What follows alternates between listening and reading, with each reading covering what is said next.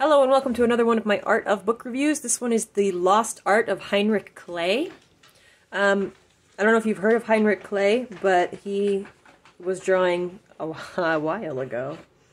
This is volume 1, there's a volume 2. This book has been on my Amazon wish list for quite literally years, possibly close to 10 years. And recently I just decided that I had enough money on one of my Amazon cards that I could treat myself to the Heinrich Kley book that I never got. I saw his drawings a long time ago when I first started learning how to draw, 10 plus years ago.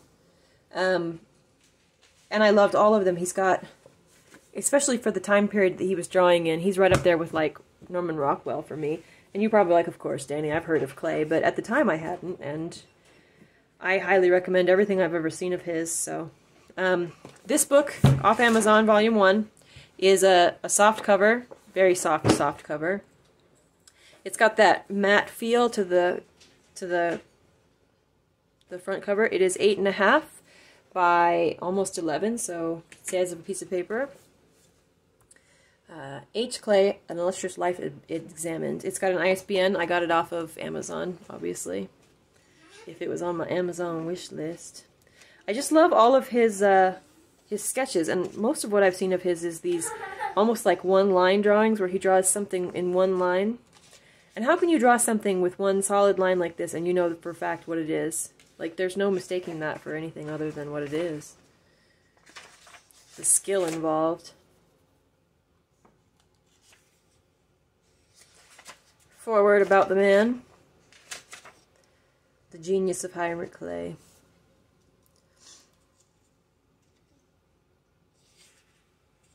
These are zebra women, or men. It's hard to tell. Okay, so the elephants dancing is one of the first things I ever saw that Kley had drawn, and I went to myself, I don't know, I mean, they tell you how to draw from life, like you have to draw what you know, and this is something that you will never, ever see a real elephant do, obviously. They would break themselves. However, look at the form on this ballet elephant, and the line of action, and the perfectly parallel arms, and just how much wonderful, like I would have these painted elephants in my living room. I would in a heartbeat. And if I ever get out to a zoo again, maybe I will try drawing some animals, and then I will try to draw them dancing once I understand their anatomy.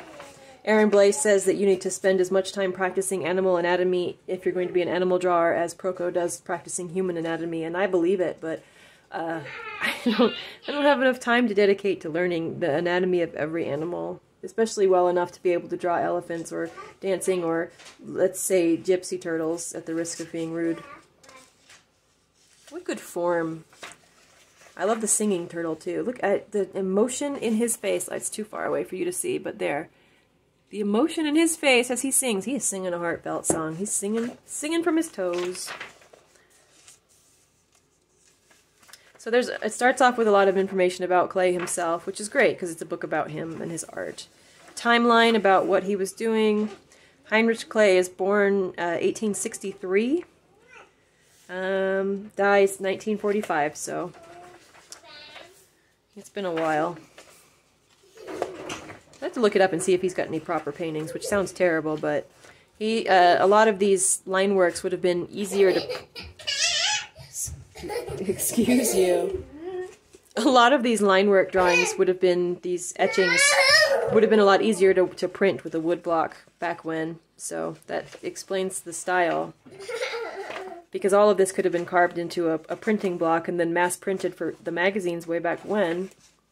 And then those magazines, people would tear the pages out of them and use those as their wall art, so I'm told. I did take a history class once or twice. And if I was back then, I like to think that if I had come across that drawing of the Giant Mum, a children's book, if I had come across the picture of the elephants dancing in a magazine, that I would have completely and totally torn it out and hung it up on my wall. Hey, can you go bye-bye somewhere else, please?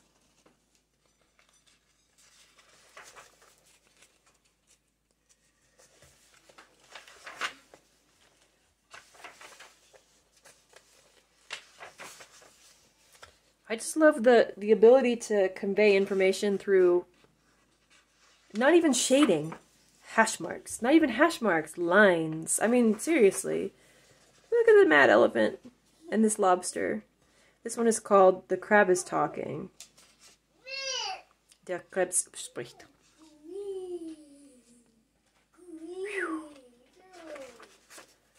Falling out of a... oh no. Oh, even worse. As in the subject matter, not the drawing. The drawings are excellent.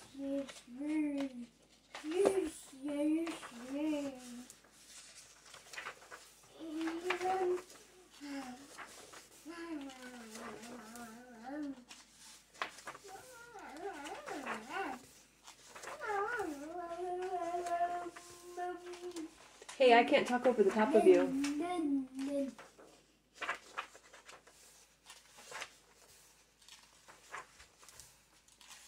It makes me wonder if this kind of illustration was as well received back in the late 1800s, early 1900s, as it is now. And now I'm questioning whether or not this kind of illustration is received as well now, even, because few people understand the significance, or maybe not understand the significance, but enjoy, not everyone's cup of tea type style, but yeah, I'll always stop on an image of a rat. He's got his legs crossed, and he's watching these birds eat whatever they're eating. I don't know if I can get close enough with the, there we go, with the stand on the ring light.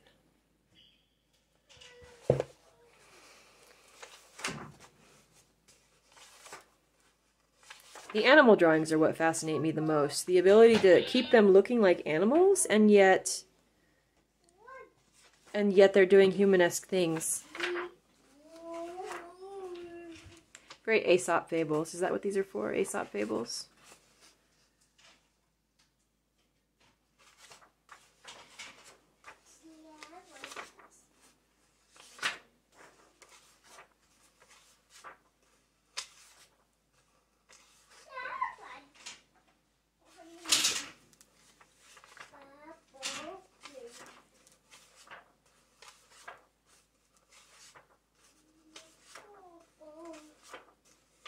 This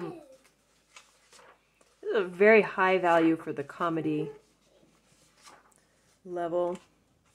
It also has a very almost like political art feel to it, like he could have drawn political satire cartoons. He probably did.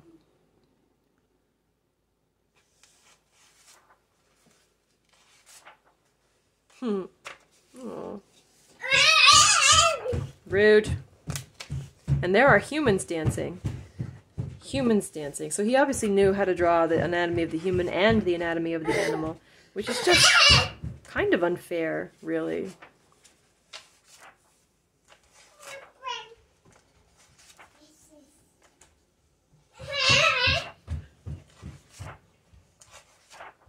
With his lederhosen.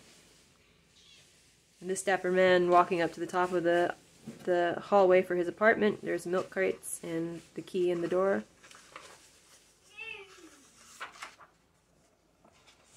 How fun is that?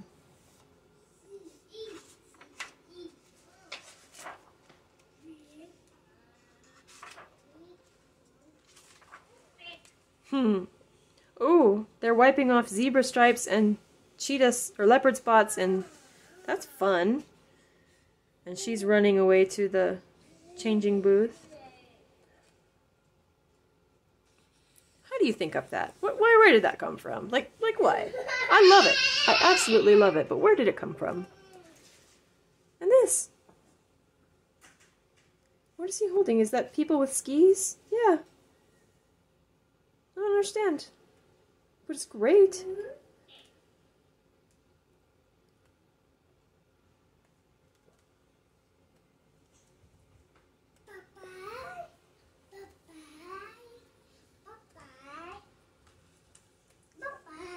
This would be a great book to study if you were looking to understand how to convey information through a very few techniques of lines. I mean, no shading, no hatch marking, really.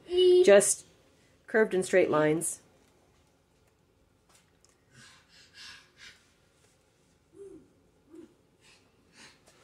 Very beautiful stuff.